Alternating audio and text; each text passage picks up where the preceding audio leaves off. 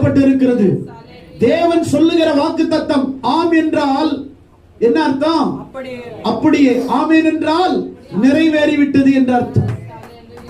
தேவன் உனக்கு கொடுக்கிற வாக்குத்தத்தத்தை நீ விசுவாசிக்கிறாய், அது நிறைவேறிவிட்டது என்று நீ விசுவாசி.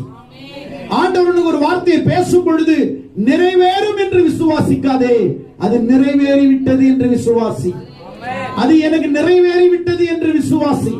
வாக்கு தந்தவர் உண்மை உள்ளவர், வாக்கு தந்தவர் உண்மை உள்ளவர், வாக்கு கொடுக்கிறவர் உண்மை உள்ளவர். அந்த வாக்கு தத்தத்தை பெறுகிற நீ, அந்த வாக்கு தத்தத்தை விசுவாசிக்கிற நீ, அந்த வாக்கு தத்தம் உன்னை ஆசீர்வதித்து விட்டது என்று நீ நம்பு.